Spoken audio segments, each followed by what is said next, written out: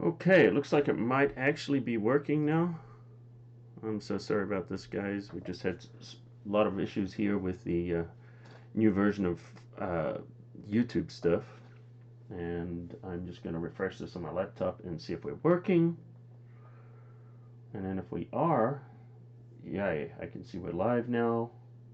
I'm just going to refresh this on my laptop. Okay, it's finally working. Alright, guys. Let me know if you can hear me. And once I start to see it, okay, we got people coming in now. I'm just going to give you guys a second because I'm sorry, we were supposed to have started 20 minutes ago.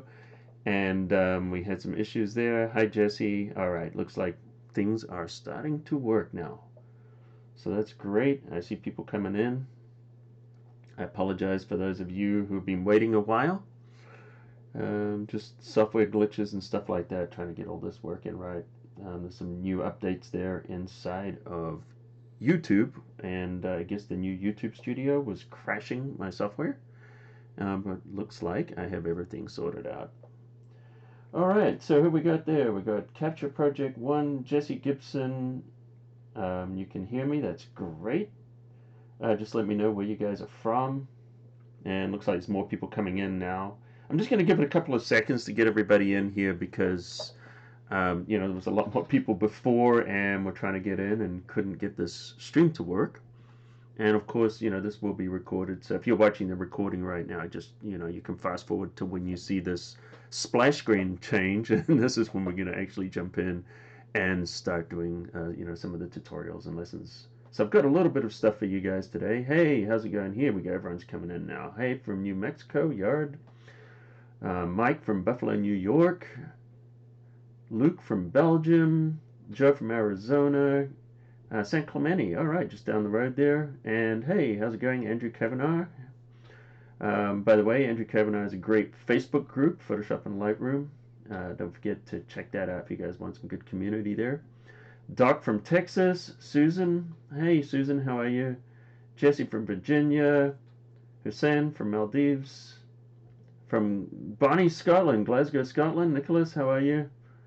And Derek Lees, good to see you from UK.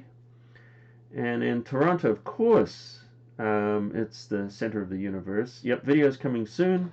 Chuck from LA, Rosie from Louisville, and all right, and Tracy, just back from donating blood. Good for you. John from New Mexico. We've got Lake Worth, Florida, with Dieter. Am I saying that right? All right. So it looks like I got people coming from everywhere. Poland, Slovakia. Great. I'm just going to change the screen here, and we're going to start in a second, and I'll just see if this updates for all of you guys. Let me know if the screen updates for you, and once we see that, I guess we can really get started. So just say, yep, you see the update, or you don't. Let me know there in the chat. Ontario, New York. So just waiting to see that. It did. Great. All right. And we have CIC Kick from India. Nice to see you. I know it's late over there right now, or early in the morning. All right. So what I've got for you today is I've got a few little things we're going to do. We've got some... Oh, saxophonist, Richard. All right. Awesome. So I've got a couple of tips I'm going to share with you guys, and a couple of tutorials. So we've got 2 Photoshop tutorials we're going to jump through, and a few tips, and then we've got a challenge I'm going to give you guys near the end. So really, I just wanted to try this. We haven't done a lot of live streaming here on Photoshop Cafe. I guess good question for you guys here is, how many of you subscribe to the YouTube channel here? Just let me know if you're a subscriber there in the YouTube channel, or maybe you're not a subscriber in the YouTube channel and you're Cafe crew from back in the day, or new. There's definitely a few OGs around because Photoshop Cafe has been going for almost 20 years. So just let me know how you guys know about this stream. Maybe you heard from the newsletter, or you're sub on YouTube. But anyway, I just wanted to try one of these live streams because I know right now, we're going through a really crazy time. It's like watching a movie, with the social distancing and everything like that. It just doesn't seem real, but this is reality right now. So a lot of us are home from school. A lot of us are home from work. Some of us work from home. Some of us, unfortunately, are not working right now, which is really sad.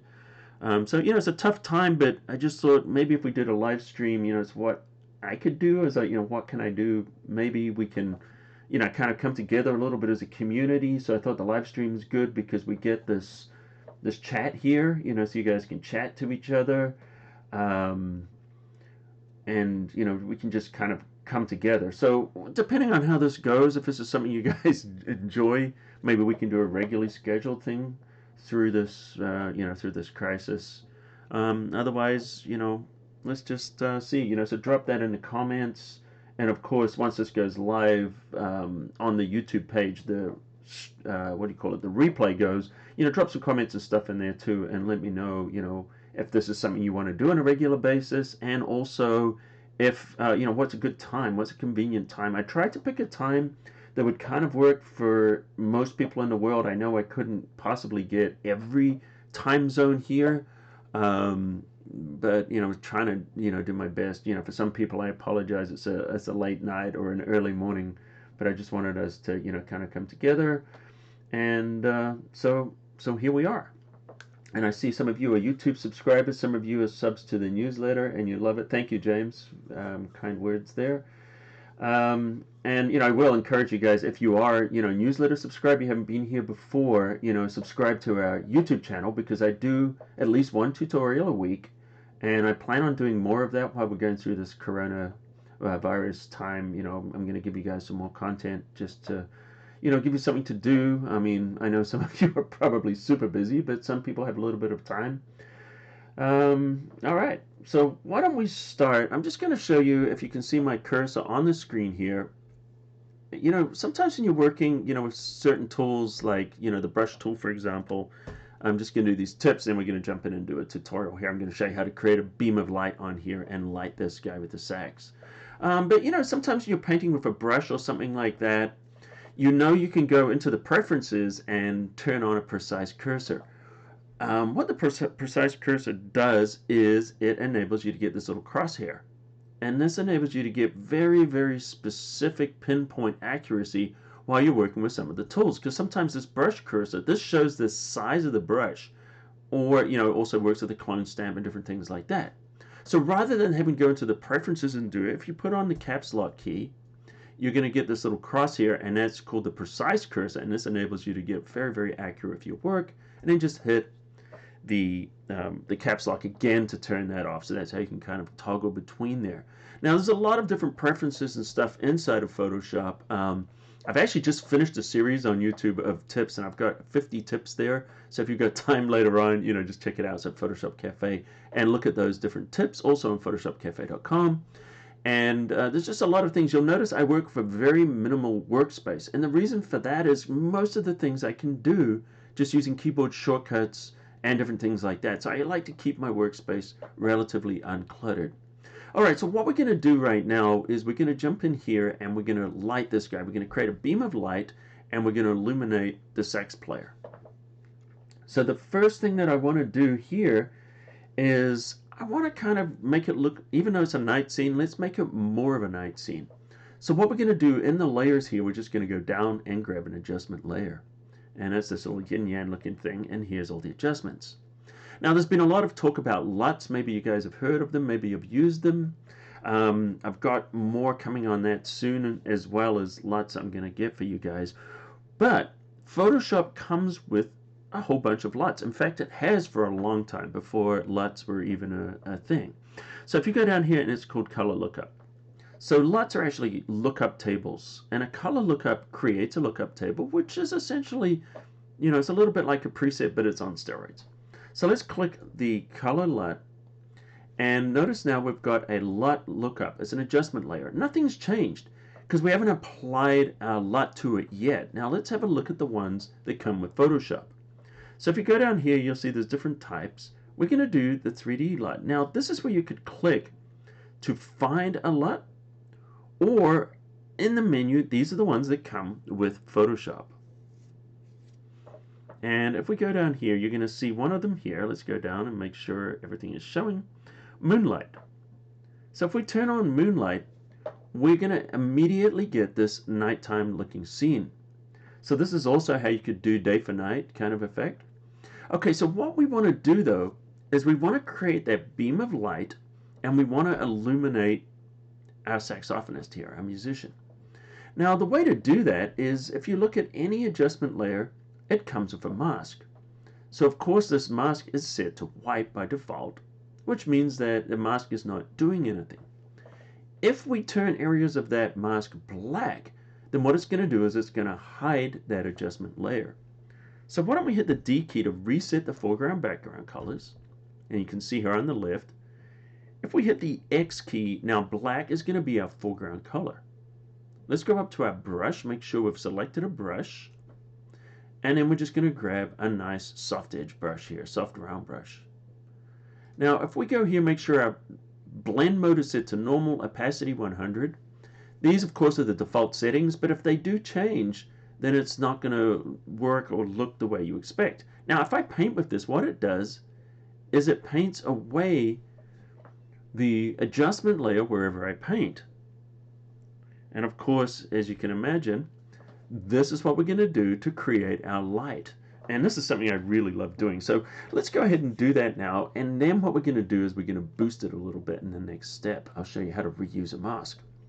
So before we do anything, what we want to do is create our beam of light that's going to come from our spotlight.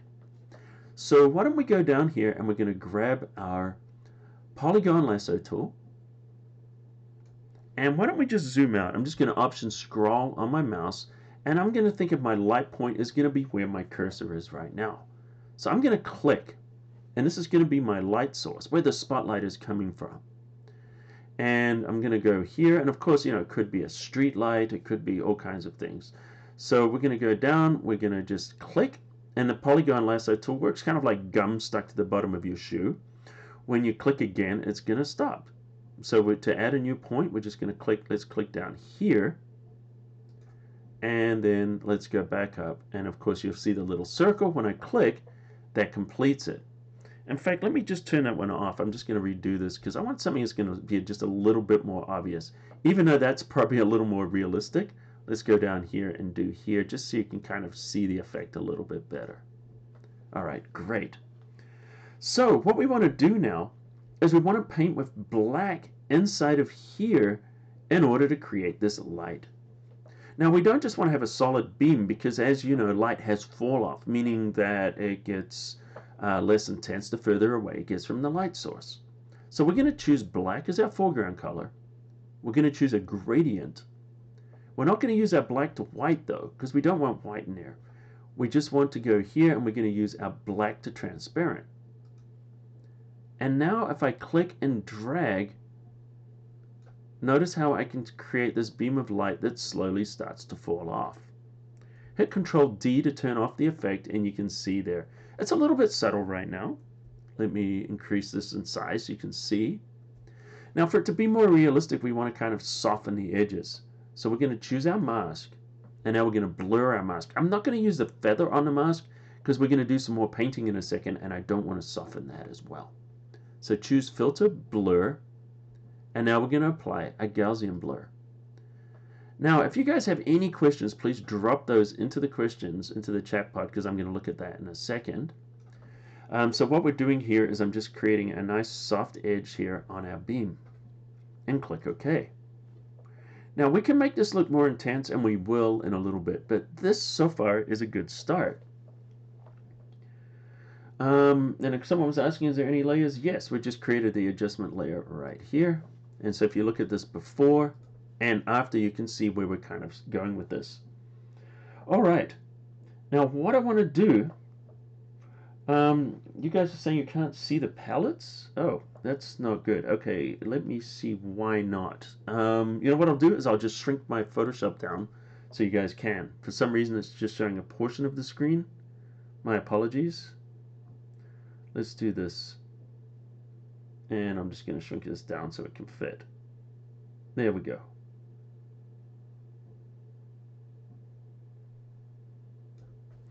All right, can you guys see better now? Thanks for letting me see that, saying that there. Sorry about that, guys. All right, so you should be able to see that better now. For some reason, the screen was recording a section of the screen. Good. Okay, there we go. All right. So let me just recap of what I did. So all I did here is I just created a adjustment layer on the color lookup. In fact, why don't I show you where that is? Just to go again. So we go down here and we go down to the color lookup. And then when we click on color lookup, it gives us a properties panel, which I'll drag out to the middle. And what it's doing there is it's creating a lookup. We're just replicating this really quickly. And these are the LUTs. So if we click there, that shows the LUTs, or the lookup tables that come with Photoshop. And the one we selected was Moonlight. Now when we click on that, see how it gives it that moonlight look? And I'm just going to close out the properties panel. And you can see there it is. So what we did here is just essentially created that beam of light. Now here's something that's kind of cool. If I want to duplicate this, I can hit the Alt or Option key and drag that in there. Now we'll replace the layer mask, and now we can get that double layer mask. See that? But I'm going to get rid of that because now you can kind of see that's how I kind of created it. So the next thing I want to do though is I'm just going to zoom out a little bit. I want to select a person and paint some light on the faces, on the areas that are going to be facing where this light's hitting it. So what we're going to do here is just hide that adjustment for now. Go back to the background. All right, so on the background, hey Micah, how you doing? And so what we're going to do here is we're going to load this selection. Oh wow, we have 107 people in here. That's great. All right, so what we're going to do now is with our selection tool active, what we want to do is we want to select the subject. Now in Photoshop 2019, I believe it was added, and it got better inside of Photoshop 2020, we have this button that says Select Subject. So if you click here, it uses Adobe Sensei, which is the AI inside of Photoshop, to make a rough selection. And if you look at this, this is pretty good. In fact, some images it does an almost perfect job. And of course, you know, we can just add to that by just using that Quick Select tool, which is selected right here. If you can't find it, it's under the Object Selection. And if I hit the Alt or Option key, I can go here and just take it away from the areas I don't want it to be selected. And then we can just kind of add it in there. So we can just kind of refine that selection a little bit. But I'm not going to get too carried away because it really doesn't need to be perfect for what we want to do. I just want to make sure that these front-facing areas are selected. Great. Now with that selection active, let's go back to our color lookup, select our layer mask, and we're going to grab our brush again. And this time we're going to set it to white. The X key will switch between foreground and background. So right now we have a white brush selected, and you can see the selection around there. So that's going to protect the edges, so it's going to be easy for me to paint in there without going over the lines. So let's look at a couple of settings. I'm using a Wacom tablet. This will also work, of course, with a regular brush. So if you just have a regular brush, you could do this and just drop the opacity down to around about 10 or 20%. And to do that, just hit the 1 key will make it 10%, or 2 will make it 20%. So if you're working with the mouse, you probably want to start for pretty low opacity. If you're working with the graphics tablet, you can click on here, and it's going to bring up brush settings. So under brush settings, I'm going to go down to color dynamics. Not color dynamics, I'm sorry, transfer. And in transfer, I'm going to set to pen pressure. That means the harder I press, the stronger that effect is going to have, and the lighter I press, it's going to have less, kind of like a pencil on paper for shading. All right, so I've got that. Because I'm using a graphics tablet, I'm going to knock it up to 40%. If you're using a mouse, once again, use a lower opacity and just build it up a little bit more. All right, let's hit the brush key. I want to make the brush quite large, so I'm hitting the right bracket key right now. The left bracket key makes it smaller, right bracket key makes it bigger, or of course, you know, you've also got other ways you can do that. All right, so I'm just going to paint gently on the front-facing area now. And notice as I paint in here, I'm able to, you know what? I've got to make sure I paint with black, not with white. I'm sorry. Hit the X key, and we want to be painting with black. All right, watch this. So as I do now, I can start to put a bit of light there on that forward facing surface. So now you can see his face is starting to illuminate a little bit. We can grab the front of his sax. I'm going to use a smaller brush now for some of these smaller areas. And of course, we can just paint that in right now in successive passes. Now, if I did this at 100% opacity, it would happen a little bit faster than I want. And so I just want to just kind of be able to build that in a little bit. All right, and so we can see that light's going to come here. It's probably going to hit under his arm a little bit. So we'll get just a little bit going in there. That would be hitting about there. And the front-facing surface here would be getting a little bit of light. Just receiving some light from there, and probably there as well. Front of his headphones, a little bit in his neck. And so what we're doing now is just getting a little bit of that light is kind of coming in, just like it would. All right, let me hit the D key, Control D, to turn off that. And we can see what we're doing now is we are able to illuminate him. And if we look at this before and then afterwards, we can see what's happening now. We're starting to get that beam of light and that illumination kind of hitting him to look a little bit more realistic. You know, it's just kind of more what would happen with that beam of light. Now, if you want to make this more intense, what we can do is we can create an adjustment layer, go under the adjustment layers here, and I'm going to choose a curves adjustment. I know you can't see it on the screen, but it was just hitting that little yin-yang icon and then choosing curves. I think you're all familiar with them. All right, so what we want to do here is we want to exaggerate this a little bit. I'm just going to drag this off to the side so I can see the image. And what I want to do is just grab in the 3/4 region. This is the brightest region. This is the darkest region on the left. So let's go more up into our highlight area, but not fully highlight, and then just pull that up. And notice as we do that, we get more intensity. So we can kind of do it here, and we could also just go down a little bit in the shadows, creating a little bit more kind of brighter in those highlight areas. All right, so the next thing we can do is I want to warm up this light. So I'm going to click on RGB. We can go under the colors. Now notice there's no yellow. So if you want to be able to add yellow in the curves, what you want to do is just choose blue, and then we're going to pull back on the blue, and that's going to give us that warmer look. See that? So blue is basically the opposite of yellow on the color wheel. Great. So why don't we go here, give it a little bit of red, because we just want to kind of warm that up, start to give it a warmer look, and see what we can do right there. And now we get that look. So here we are before and after, and now we've got a much warmer light kind of hitting that sax and the player.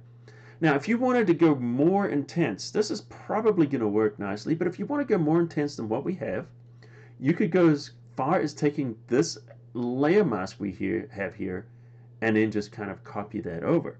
So I'm going to hit the Alt or the Option key and drag that layer mask over. Notice you can see the arrow, meaning we're duplicating it, and we want to replace the layer mask. What it's done right now is it's just canceled it out. We're going to invert the mask now. Control I or Command I. Boom. Now when we invert the mask, now we have this effect even stronger. So that was before the curves adjustment with the curves adjustment.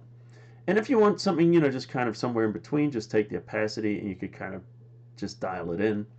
And then so we're going here from a kind of a little bit more of a lit scene here to a darker, moodier kind of a scene with that spotlight kind of hitting the saxophonist. And what it's doing is it's taking away the distraction from the background and really getting us to focus in on the musician. And it just kind of adds a nice kind of a move to that, a nice mood. So anyway, guys, that's the first part. We've got another tutorial coming up in 1 second. I might have a look at a couple of tips first, but let me check in with you guys first. How did you like that? Is that good? Any questions or anything like that? Just drop them into the chat here. Hey, Vincent Van Zeeland from Netherlands. Good to see you. And Rod Shelley. Good to see you, man. Sue Leonard. Hey, how are you? Sorry, can you show again where you got that from? I think I did that right. If not, just check out the replay, which will be up really soon, because I did go through that. I believe I went through that again for you. So just let me know what you guys think. Questions? Problems? No? Alright, so that's good.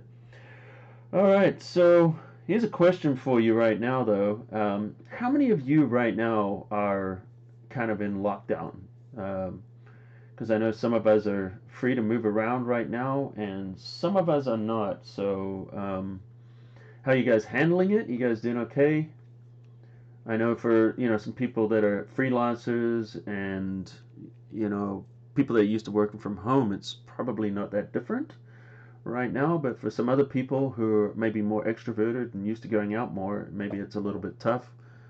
Just glad we have an internet, so we have community, which is kind of what we're trying to do here, is just keep our community going. Working now, not me, lockdown. All right. So anyway, my thoughts are with you guys. I hope you have lots of toilet paper. Sorry, I don't get the toilet paper. I get food, I get other things. But I just hope you guys are doing all right, and and as I said before, make sure you can go out and get what you need, but don't take more than what you need, because we want to share and make sure there's enough for everybody. So you guys are able to work. Is anybody stuck that can't work right now? Because I know a lot of jobs, you can't necessarily work remotely. Free to move around, but no restaurants, movies, or anything. Went to store, no problems. Great. Well, that's good. And retired. All right. So let's have a look here. We're just going to give you guys another tip here. Let me give you an interesting tip. When people are working and they want to create a mask, so for example, like see what I'm doing here. And so this piece is over, but I'm going to show you this for a tip. So what some people do is they want to fill this maybe with black, or let's fill it with white. So I'm just going to hit the Control and Delete key. So we're going to fill that with white. Now notice when I wanted to do stuff with this, I kind of inverted it, right? The reason I inverted it is if you fill it with black, like some people will, Alt or Option Delete. So that's going to be Alt backspace, Option Delete. So I filled this mask with black. The problem with filling it with black sometimes is probably not going to happen for this adjustment layer. Let me create another layer on top. Let me just hide this. I'll show you what I mean. So let me just hit Control J. So rather than inverting, when people fill with black or white, the problem is, it looks fine, but the problem is if I extend my canvas or I move things, what happens is it's going to create these gaps. So when we're working in these masks specifically is really what I'm talking about, is the masks. In fact, let me see if I can find a better way to show you this. That's not a good way of showing you. Let's go back here. I'm just going to undo this. Go back to here. Let's create a mask. Okay. So with the mask, if I wanted to hide it, I hit Control-I or Command-I to invert that mask, and that's going to work fine. But if I choose to fill it with black, which is Option backspace, I filled it with black, right? But here's the problem with that, is once I move things around, it's going to see that gap there that's showing. So you'll start to see that. So let me make this level just so you can see this looks a little different than the other layer. Let me see if I can get that to do something like that. Probably not doing a good job of that. Yeah, it's not really showing. But see how that mask has got a little gap there? So when we extend the size of the canvas or we move things around, we can start to get these gaps. In fact, why don't I make this bigger so you can see it? Let's go into here. I'm going to just choose Panel Option, which is what I'm clicking on right now. And then the Panel Option lets me make these thumbnails bigger. There we go. So you can see these thumbnails. So what happens is I move things around. See how it moves in there? And you start to get these gaps when you're working on your compositing. Now, if I was to go here and I was to fill it with, say, white, and when we move it, see that? See we're getting that gap there? Let me turn off the mask so we unlink the mask. So we're moving just the mask. We get that gap. Now, if rather than doing that, if I go, let me undo this, go back here, and I choose Command I instead, and I invert it, it's not going to give you that that mask. Let me just go here, fill it with black first. Terrible example. All right, so here we go. So we've got black, Command I invert it now, and then what's going to happen is when you're working on that mask there, it's not going to give you that gap. See what's kind of happening there? So let me create a new mask, and I'll show you exactly what I mean. Let's delete it, because right now it's filled. So if I create that mask is not going to have the gap in the mask. Let me unlink it. See that? I'm dragging it around.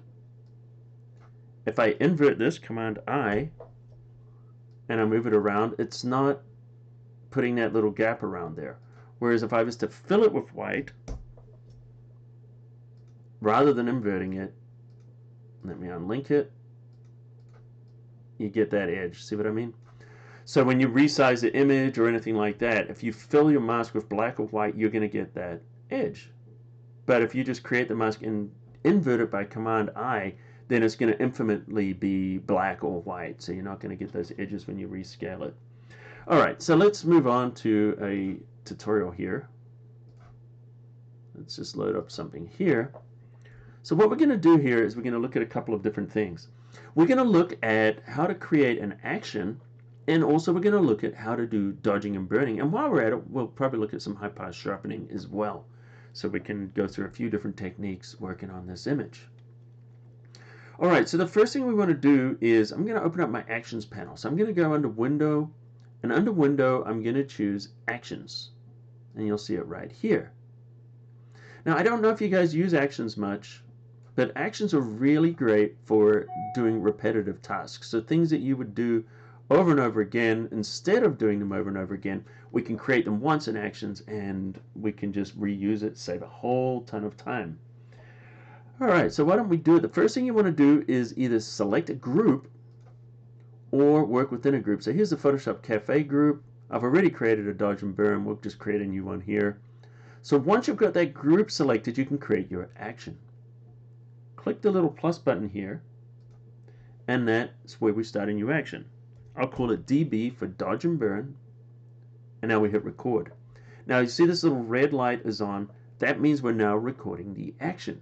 But it's okay, you don't have to be quiet on set or rush or anything like that. It doesn't record what's happening on the screen in real time, and it doesn't record your voice or anything. What it's doing is it's recording keystrokes and it's recording menu commands.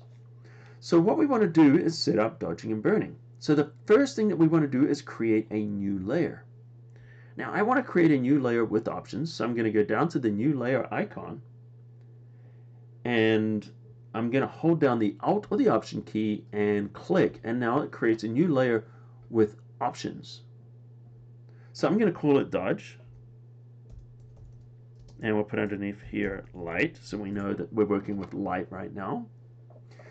And we're going to go down under the blending mode, we're going to choose Overlay Blending Mode. Now overlay doesn't show anything, and in fact if you paint with black or white, you don't necessarily that the black or the white is going to show, but the gray tones are going to be hidden. So this is a great way to do dodging and burning. Now we have the option to fill. Now if you're only going to be using the brushes, you don't need to fill this with 50% gray, but I'm going to click to turn it on because that means that this action will also work for the dodge and burn tools, which don't work on a blank layer. So if we click OK, we've now created our dodge layer. Notice you don't see anything because overlay mode hides 50% gray. But if I paint, let me just grab a brush here really quick. I paint with black, notice it darkens it. Paint with white, it lightens it. So this is good. This is what we're going to use for our dodging and burning. But we want to create separate layers for dodging and burning, and the reason for that is that if later on we want to adjust and we feel it's too intense, we can adjust them independently, and we can also just have more flexibility. So I'm going to take this now, and I am going to go down here and duplicate it. Now, one of the things I noticed though while I was recording this action, I probably shouldn't have demoed that, so I'm going to hit stop. So if you remember, we made a layer, and then I basically hid that layer. I did all this stuff, which I shouldn't have done. So I can actually get rid of these different steps. So if we look in here, here's all the settings in that layer. And we notice we duplicated it. So if you want to get rid of the other steps inside of the action, we can easily do that. So we just select these. I'm holding down the shift key to select all the ones in between. And I'm going to hit the trash can. So this is how we edit an action. Alright, so now we've just got that duplicate. So there we are. I'm going to hit the record button. And now we're going to continue with our action. So I'm going to rename this. Double click it. Burn. And we're going to call it dark. Okay, so it's easy to remember that you're darkening with burning because imagine toast. If you burn that toast, the toast is going to get darker. So that's good. So that's there's our dodging and burning layers. Now, if you want to put them into a group, you can. Just hold down the shift key, select the layer underneath, and hit Control G. And we can call it DB for dodge and burn. And what we're going to do now is we're just going to go down and we're going to start with our burning. So we want to also set up our brushes as part of that action. So we're going to hit the B key for brush, or click on the brush tool. There we go. So we've selected our brush, and then what we want to do is hit the D key to reset foreground background color. And then under our brush here, we're going to choose a soft round brush, and you'll see that you might see it hiding underneath your general brushes under here, but in my case I've got these out there because I dragged them up above the general. You can actually drag these between groups. Alright, that's good. And then what we want to do is set our opacity to about 30. So I tap the 3 key to set that opacity to 30. You can see that there. And we're pretty much ready to go. I'm going to hit the D key to reset the foreground background like we already did, making sure that we're working with black. And the other step you could do is set up your Wacom tablet preferences. So we're going to click in here and we're going to go down here. If you've got a Wacom tablet, turn on transfer, make sure that's set to pen pressure. If you're not using a Wacom tablet, obviously you don't need to do that. Okay, and then we're just going to hit stop. So now the action has created all the steps for us. Let me just get rid of those brush settings, don't need those. So anytime you want to do that, let me just get rid of these. All you got to do with your action is just click on the dodge burn, hit play, and boom, notice everything is set up for you right now, and you're ready to go. So you're ready to start dodging and burning. So you don't have to keep doing that over and over again. And in fact, what I'll do is I'll give you guys a link to that. If you want to download that action, I'll give it your link on PhotoshopCAFE. So just go to PhotoshopCAFE.com and then go to, what should we do? Just go to the tips. I've got 2 sets of tips there. On the newest set of tips, I'll get you guys to just kind of, I'll put the link there inside of that. So you'll see 30 tips, part 1, part 2. They're on PhotoshopCAFE right now. And I'll give you guys a download to that. And tell you what I'll do. I'll just put a download in. I'll put the link in the comments after we're done here. There's a question. With many different ways of doing dodging and burning, when is this method the best to use? Well, it really depends. I like to use this for shaping. The previous tutorial that we did was actually dodging and burning as well. Technically, we were doing it on adjustment layers, and we were dodging to create the light on the saxophonist's face. So both of those technically are dodging and burning. And I like to use this method for adding 3-dimensional depth, and you'll see in a second as I go through and do this. And Kathy says, I like doing it this way because you have full control of opacity, dodging and burning individually. It doesn't seem to affect color as much. Yeah, that's right. If you use the dodge and burn tools, they do tend to affect the color a little bit more, which is why I use the brushes. Alright, so what we want to do here is we're looking at this scene, and this was shot Victoria Beach, and I want to it's kind of flat. It's very kind of flat lighting, and it's a flatter scene. I mean, obviously there is lighting because we can see the shadow here on these sides. So what you do want to do is find where the shadow is coming. And so we can see the light source obviously is coming from the ocean and coming this way. So we want to emphasize that a little bit. And we're going to use this to create dimension and shape. So why don't we start with the burning, and we're painting with black. So I'm going to just hit the left bracket key, make the brush a little bit smaller, and I'm going to start with this rock here. I just want to kind of darken that a little bit. And notice what I'm doing is I'm painting on those. That's a little too much. Let me go back here. Let's drop this opacity down. It's way too much. I'm going to type the 1. Let's start at 10%. There we go. It's better.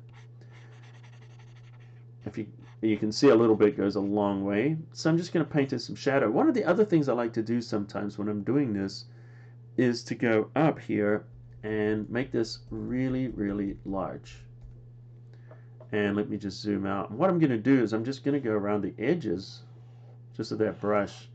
And what I'm doing is I'm just creating kind of like a vignette, but I'm just doing it with the brush itself. All right. So let's go in here and let me show you what that did. Before and after, you can see what it's doing. It's just bringing people's attention in here. And I do just want to make sure, let's go into this brush control, that we got that transfer turned on. I see it's not. That's probably why that was working a little heavier than I wanted. Okay, so what you can do is you can find these areas of shadow. And then what you're doing right now is you're doing a couple of things. You're reducing detail, but you're also creating separation. Let me just do this quickly, and you'll see in a second the effect it's going to have. It's not always obvious when you're working. I'm going a little heavier here than I would a lot of the time. But just for the sake of this tutorial, I don't want to be here endlessly for you guys. So I'm just going to do it quickly. But normally I'll take a little more time and be a little bit more detailed. But this will give you an idea of how it's working. So what I'm doing is I'm just finding those areas here that would not be receiving direct light. They're in shadow. And see how I can go in there and cause a little more separation. And wait till we do the dodging. This is the burning right now. The dodging really makes this stuff come alive. But what I'm doing is creating that little bit of separation, and see how it's putting a little bit of depth in there, going into those shadows. And you can actually sculpt these, you can reshape them, and it works really well. Okay, so I'm just going to put that into shadow. So that makes it look like this is more elevated. So essentially what this type of dodging and burning does is where the shadows are, it makes things recede in space, and where the highlights are, it makes them protrude. And you'll see in a second. All right. So if we look at this so far, before and after, you can see we're starting to get a lot of depth. Now let's go down to the dodging. And I'm going to hit the X key, and now we've got white as the foreground color, and this is where the magic really starts to happen. So if we just go here, look at this, we can just paint in, and it's like the sunlight is hitting these areas. And see what we're doing here. And you'll see in a second how this is adding a lot of depth. There's a top surface there. Let's go here. So you have a little bit of sun hit on there, a little bit of light on that peak, and see what I'm doing. And wait till you see the before and after. You'll really see how this is working. And typically I just use a small brush, and I would zoom in really close just to let you guys know, and that will give you more control. But for the sake of this quick tutorial, this is going to work fine. And I'm just kind of putting that in there. Light up this surface. You don't really see it making a big difference yet, but you will in a second. When I show you the before and after, you're going to be surprised. And I love this green, because this green just really picks it up nicely. And so this top surface here will be receiving light. And we're just kind of painting that in, giving it a little bit of depth. Starting to go here, a little bit more on there. All right, why don't I start to show you a little bit of what's happening? I think I will. Let's take that out of the way. So if we look at this before and after with the light, so this is our original image, flat. Now we're adding a lot of depth. One of the things I like to do with dodging and burning is I'm actually going to pop this up to 15. I just typed 15 really quickly for the highlights, because this needs a little bit more push. One of the things I love to do is find water and just lighten up these reflections. Look at what this does. This will really make it come alive. So I'm just lightening up those areas with the reflections on them, on the water.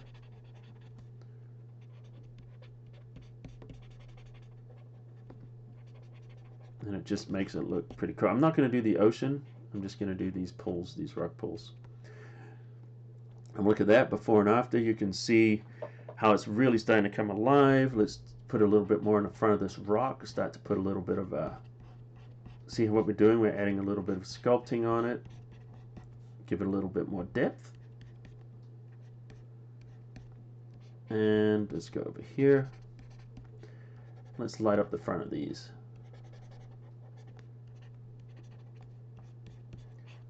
Alright. And then sometimes I'll go in and I'll guide some of the light, create beams of light and different things like that with the dodging and burning, because it can really kind of help. So let's see there, before and after. See how we're getting a lot of depth now.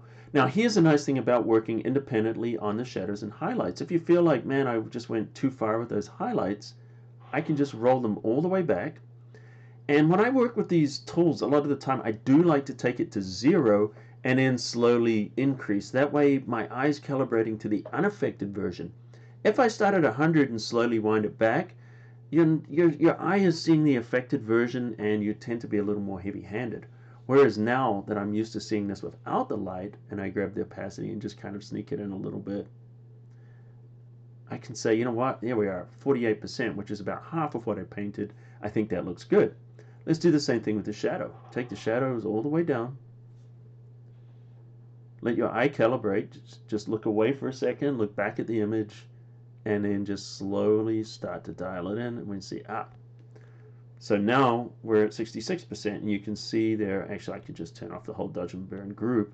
You can see before and after. So you're able to go subtle with this, so it looks very realistic, or you can go very, very heavy-handed and get a really, really strong effect. It really depends on what you want to do. Sometimes I like things to look a little artificial. I know that sounds crazy, but sometimes that's the look I'm going for. If I want something that looks super dramatic, like a movie poster or video game kind of effect, or something like that, you can go very heavy. Other times, subtlety works really well, particularly when you're doing photographs and, a lot of landscape photos. Sometimes it's nice to not get too carried away. Of course, it's up to personal taste. All right, let's see some comments here. We've got some more stuff coming, got some tips and some stuff coming up in a second. And also, I'm going to give you guys a challenge. All right, so let's see what we've got here. I can never get the opacity to set the action. Yeah, I think you're right there for some reason. It didn't seem to work there properly. See, you never lose sight of your cursor brush. You lose sight of your cursor. That's weird. I'm not sure why that is. One of the things you could try doing is, actually, I was going to offer a suggestion under your preferences, but I don't know if that's going to fix your problem. Yeah, I've had certain versions. Have you updated, Sue? Because I know that was an issue earlier on with an earlier version of Photoshop, and I did have a fix for that. And also, I don't know if you guys are aware, but there's a new fix right now. There's a new bug fix of Photoshop, so there's a new version. So make sure you update that. And I think they might have got that. Not too sure. Could you demonstrate a method of fringe removal using minimum filter? Yeah, I guess. I don't usually use the minimum filter, though, for getting rid of the fringes. I have a different way of doing it. Why don't I show you something? What have I got? Have I got an image here I can use? Let's have a look. Let me bring up the Street Musician. I'll show you my favorite method for getting rid of fringing.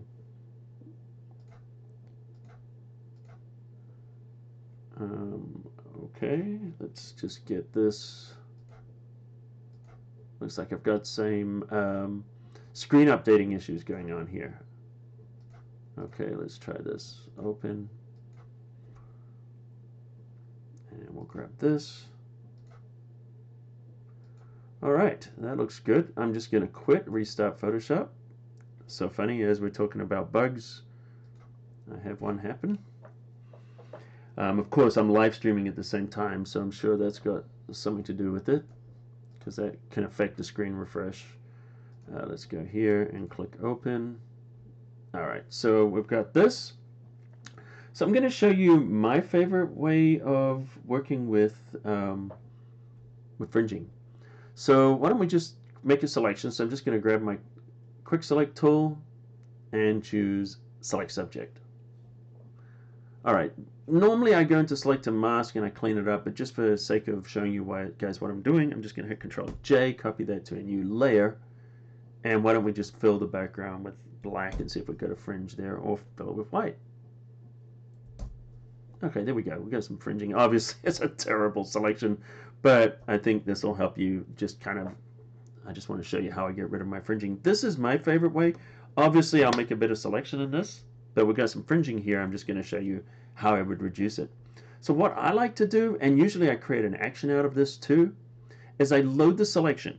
Control or Command click, and that loads the selection, so you can see the marching ants around there.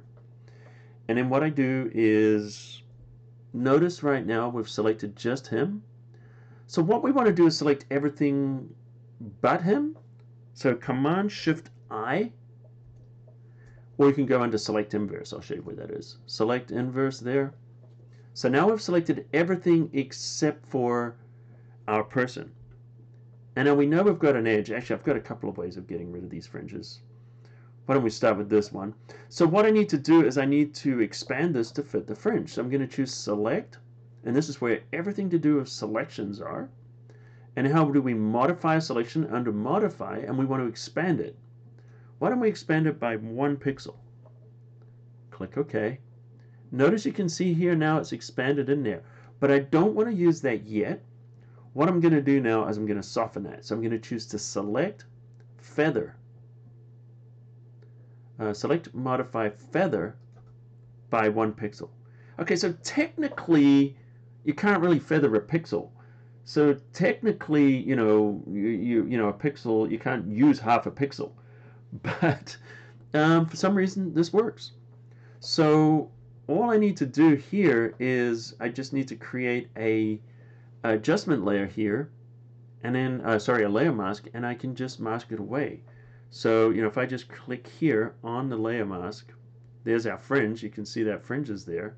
If I hit Command I, see how it's got rid of it? So I've just got rid of that completely. The other way to do it is to just create that layer mask first, then make the selection, and then you can go in and you can brush this away wherever that selection is. So that's one method I like to get rid of fringing. Let me just delete that mask, go back to where we were, and I'm going to show you another way that I can do this where sometimes it works really well. Control click or Command click to load that selection. So we've loaded our selection there. And then what we're going to do now is we're going to create our mask. So we're just going to click here to create our layer mask. And you don't really see it, it just looks kind of normal there. It's like, yeah, not really a big deal. So let's double click on this mask and we get some options. And sometimes if I go in here and I hit that feather, I can just kind of feather that away. Or the other way to do it is to actually invert that mask. Command I. See, there's our mask there. You can there's our edge there. You can see that. And of course, you could load it.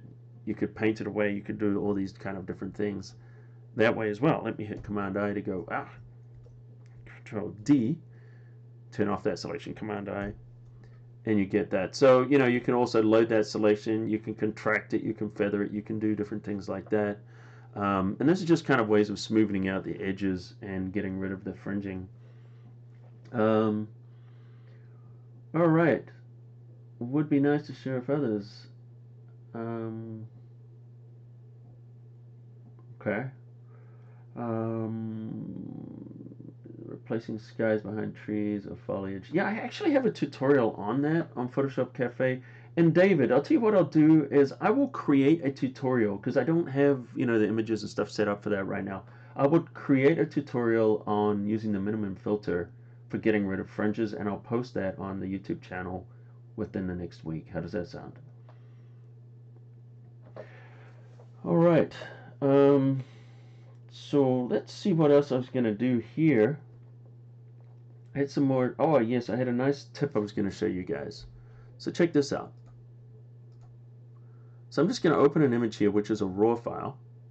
Click on Open, and I'm just going to make sure that this raw window fits within our window. So that's a raw file shot straight out of the camera. And I don't know if you guys are aware of this. I mean, there's a lot of different things we could do here for the adjustments, because this, I haven't done any adjusting. I'd probably, you know, lighten it up and do some different things here.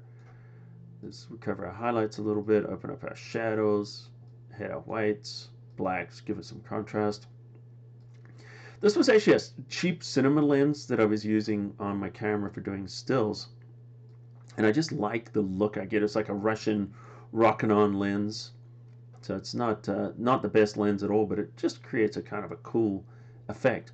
So what I wanted to show you guys here is getting rid of the dust and scratches.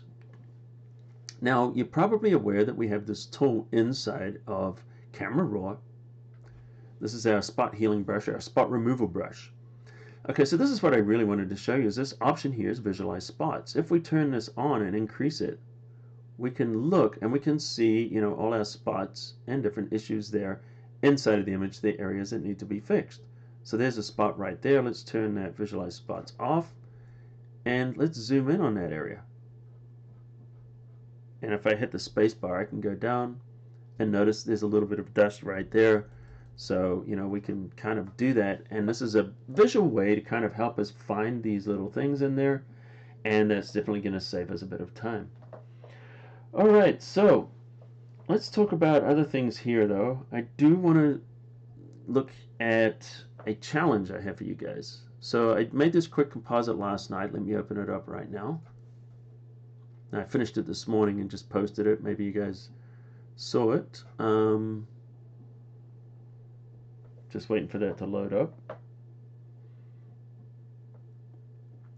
And while this is loading, a question for you guys. What's your favorite tool inside of Photoshop? I'd love to know what your guys' favorite tool is. All right, so I did this kind of a meme. It's a, you know, a tribute to the people that are working right now and helping us get through this coronavirus.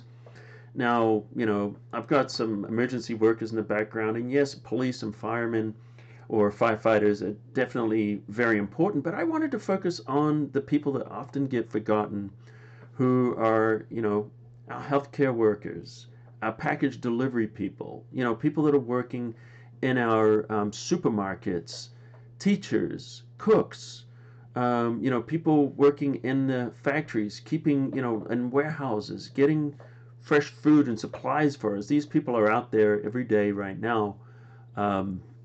You know, and they're frankly exposed to this virus a lot more than the rest of us who are sheltering at home.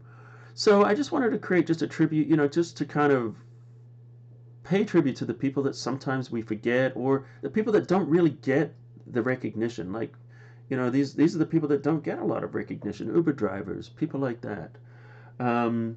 So yeah, everyday heroes, exactly right. So my challenge for you guys is to create a composite. So I created this composite. I didn't spend a whole ton of time on it, but I got all of these individual images. Let's go down here into the groups and we'll see, you know, all the different things in here.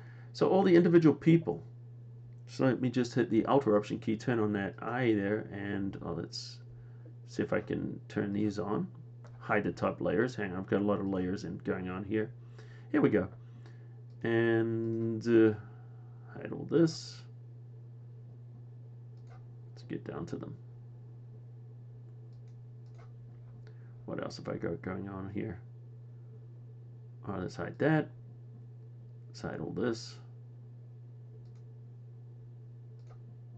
Here we go. All right, so we've got the individual people here. So if I hit the Alt or the Option key, we can zoom in on that. And if I Option hit this eye, we can see that right now we're just looking at the individual layer. So these are pictures I got from Adobe Stock. I don't know if you guys use Adobe Stock. You can get the images you want, but also from within Photoshop, you can search Adobe Stock. And, you know, let me show you here on using our library panel here. And so under our library panel, we can do, you know, first responder. And we can search in Adobe Stock and we can find these images and we can click and drag them into our images and use them. Now they're going to have a watermark on them. You see it says Adobe Stock watermark and it's a lower res, but we can use these for free. So you can start to build up your comps for free. And then let me just click in here. I'm just showing you how it works. And then if you want to license it, you just click that button here. It'll get rid of that watermark and give you the full size image. All right, so I just wanted to just make you aware of that, but that's essentially where I got these images from. So I got that and then just got, different people, found them, started to build up this composite. Let's keep going here, and then just, rearrange them, resize them, etc. to kind of get the people. Let's turn on all the people here in position. And it's just kind of looking up different workers. Of course, you can get images wherever you want. And then I created a background here. Just started with black. Then I grabbed this coronavirus kind of look and just dropped the opacity down on it. I could turn the opacity up if I wanted. And then I found a first responder here. That one I searched, put it in the background, used the screen blending mode, dropped the opacity, put some sparks using blending modes, kind of can hide that stuff behind it. And then just slowly started to build this up using different images and different layers.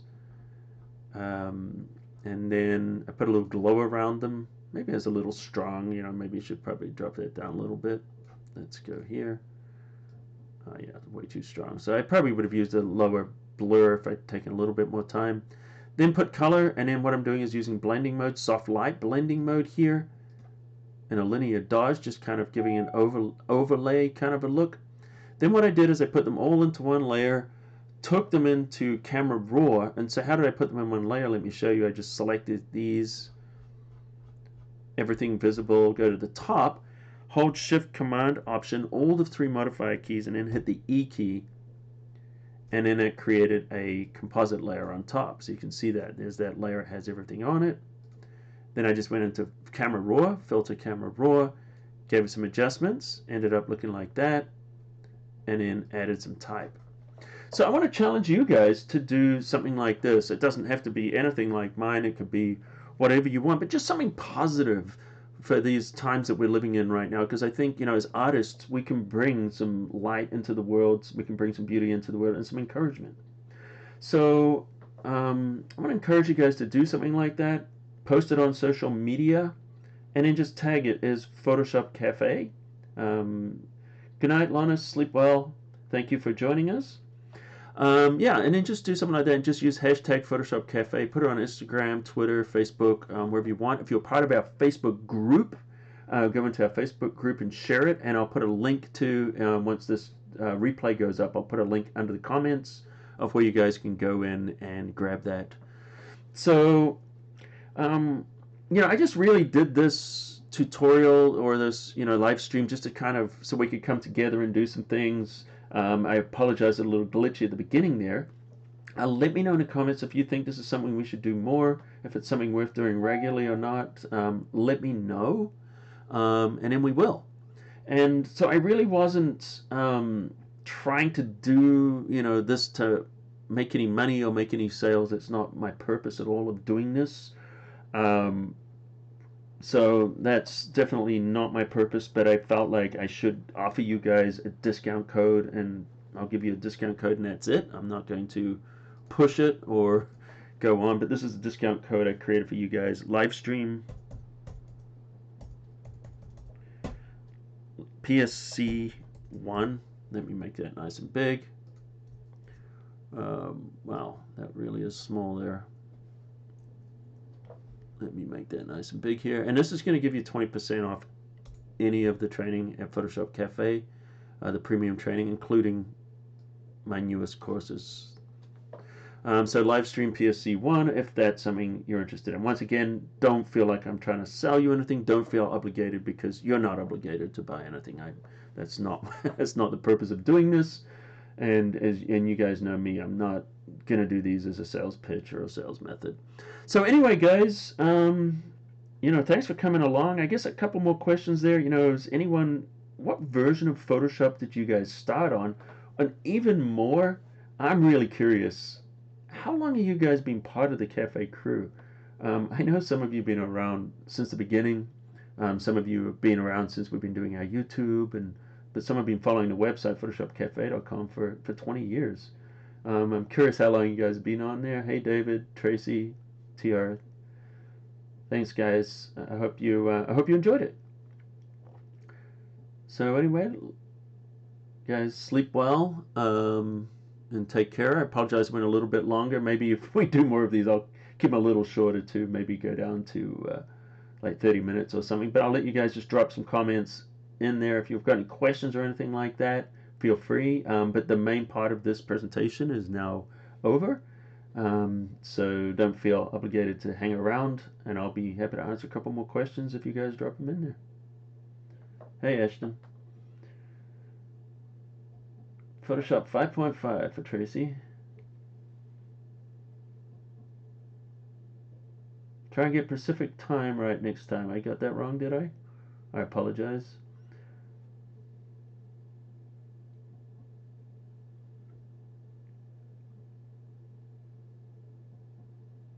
Photoshop 7. Wow. Wow, still 100 people on here. Well, actually just over 100 people. That's crazy. Definitely like more live tutorials. Your first PS came on floppy disks. Me too. And Tracy, I'm more than welcome to give you that distraction. No worries about delay. Thanks for getting a great example how we should continue to connect. Yeah, let's do it. Try to come together.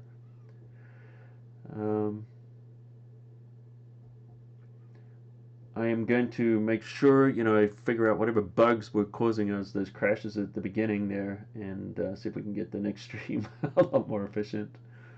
And need to sort out time difference. Yeah, I put a link on the newsletter. I probably didn't share it everywhere else. I did put a newsletter to a time calculator that had our time in there. So I don't know if you saw that, Rastafa. Did I say your name right, Rastafa? Did you see? Are you on the newsletter? Because there should have been a link to a Google page that had a time calendar on there for the correct time. And I know I screwed up with the newsletter too when I sent it out. I said it was yesterday instead of today. So, but that calendar, that link on there, should have been correct.